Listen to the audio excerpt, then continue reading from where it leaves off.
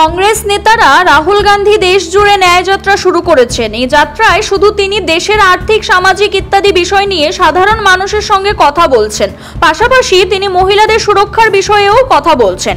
এই অভিমত ত্রিপুরা প্রদেশ মহিলা কংগ্রেস সভানেত্রী সর্বাণী ঘোষ চক্রবর্তীর। মঙ্গলবার বিকেলে আগরতলার প্রদেশ কংগ্রেস ভবনে এক সাংবাদিক সম্মেলন করে এই কথাগুলি বলেন তিনি। রাহুল গান্ধী মহিলাদের ন্যায় পাইয়ে দেওয়ার জন্য লড়াই করছেন। সে সঙ্গে সর্বভারতীয় মহিলা কংগ্রেস সভানেত্রী অনিতা লাম্ভার নির্দেশ অনুসারে ত্রিপুরা প্রদেশ মহিলা কংগ্রেস প্রতিবাদ কর্মসূচিতে সামিল হচ্ছে। সমগ্র দেশের সঙ্গে রাজ্যেও মহিলারা বিভিন্নভাবে নির্যাতিত, লাঞ্ছিত হচ্ছে, তাদেরকে সাথে নিয়ে লড়াই চালিয়ে যাওয়া হচ্ছে। একইভাবে আগামী দিনে আন্দোলন করবে মহিলা কংগ্রেস বলে অভিমত ব্যক্ত করেন। এদিনের এই সাংবাদিক সম্মেলনে অন্যান্য নেতৃবৃন্দ উপস্থিত ছিলেন। নমস্কার। আজকে ত্রিপুরা প্রদেশ মহিলা কংগ্রেসের তরফ থেকে আমরা এখানে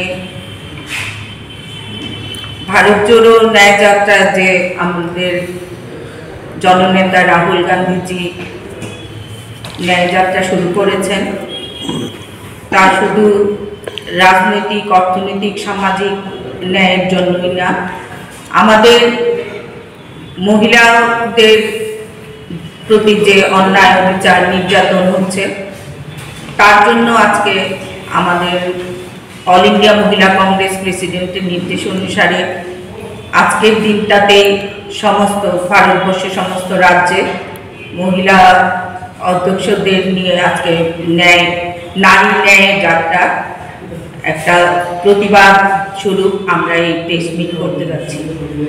তো আমাদের মহিলাদের প্রতি যে বর্তমান সরকারের আমলে যে নির্যাতন হচ্ছে এবং সমস্ত রকম ভাবে মহিলাদের অপদস্থ করা হচ্ছে, তার প্রতিবাদ জানিয়ে ত্রিপুরা প্রদেশ মহিলা কংগ্রেস ও সর্বভারতীয় মহিলা কংগ্রেসের পক্ষ থেকে যে আহ্বান রাখা হয়েছে সেটাতে সামিল হতে যাচ্ছি এবং প্রতিবাদে সামিল হচ্ছি। আপনারা অবগত আছেন যে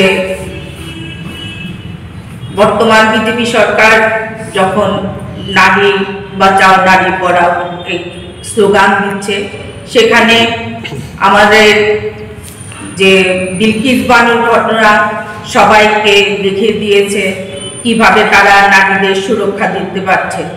তাদের অপকর্মের কারণে যে একের পর এক অত্যাচারে লাঞ্ছিত হচ্ছে, আমরা সেই নারীদের অন্যায়ের বিরুদ্ধে প্রতিবাদ জানাবো এবং সবাইকে নিয়ে আমরা সামাজিক, অর্থনৈতিক এবং আমাদের অধিকারকে রক্ষা করার জন্য আমরা প্রতিবাদে সামিল হব এবং সমগ্র ভারতবর্ষের সাথে ত্রিপুরা রাজ্যকেও আমরা প্রতিবাদে সামিল হতে, সমস্ত নারীদেরকে নিজেদের অধিকার রক্ষায় এগিয়ে আসার জন্য আহ্বান জানাচ্ছি। আপনারা বিগত দিনেও দেখেছেন কিভাবে আমাদের বর্তমান সরকার আজকে 6 থেকে 7 বছর হতে চলল, একের পর এক নারী সংগঠিত হামলায় তাদের দলেরই সমস্ত লোকরা জড়িত, কিন্তু সেই তুলনায় আমাদের মহিলারা থানা পর্যন্ত এফআইআর করতে পারছে না, থানা এবং তাদের প্রতি কোনো সুবিচার ওরা পাচ্ছে না। নারীদের আত্মরক্ষার্থে নারীরা সবাই এগিয়ে আসতে হবে এবং CRI TV, channel for news and entertainment.